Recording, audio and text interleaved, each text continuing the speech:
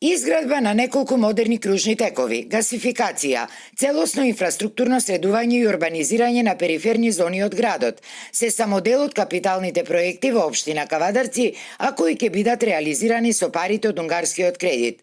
Во двете транши од овие средства, Кавадарци вкупно добива безмалку 7 милиони евра, со кои ќе бидат реализирани 16 капитални проекти. Во однос на унгарскиот кредит, општина Кавадарци е со 16 проекти. Во првиот повик имавме 8 проекти. Се предвидуваат околу 5 милиони евра за општина Кавадарци. Најголемиот од сигнификантно значење според мене, иако никој не би го издвоил од тие 8, е гасификацијата со околу 1,2 милиони евра, кои ќе внеси посебен белег во општина Кавадарци, нешто што е проектирано во изминатиот век од нашите визионери кои го градеа Кавадарци, почнат во одреден период, сега му се дава нова тежина, односно се дава импакт за да се воведе во градба. Со пари од првата транша од унгарскиот кредит, веќе 2 месеци интензивно се гради големиот и модерен кружен тек на влезот во Кавадарци и во индустријската зона од страната на Росоман, и тој е веќе при крај со изведбата.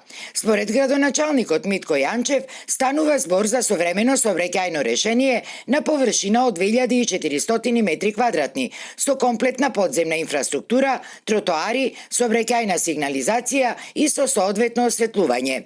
Направен е затоа што уште пред 5 години Кавадарци доби еден влез со 4 ленти, булеварско решение, и на самиот влез од Росман од двете страни имаме индустријска зона и објекти кои што функционираат. Овој кружен тек е предвиден заедно со генералниот план, урбанистички проектиран, што значи дека од овој кружен тек па се до Мак Петрол, бензинска пумпа со врзувањето на Северен булевар, во средина треба да има еластична ограда и да биде класично булеварско решение. По изборите пак веќе е планирана изградбата на уште 3 други кружни текови. 2 од нив ќе се градат со унгарските пари, а додека третиот кај Лидл во вредност од 40 милиони денари ќе биде комплетна донација од компанијата, објаснува градоначалникот Јанчев, кој на престојните локални избори ќе се бори и за трет градоначалнички мандат како кандидат на ВМРО ДПЛН.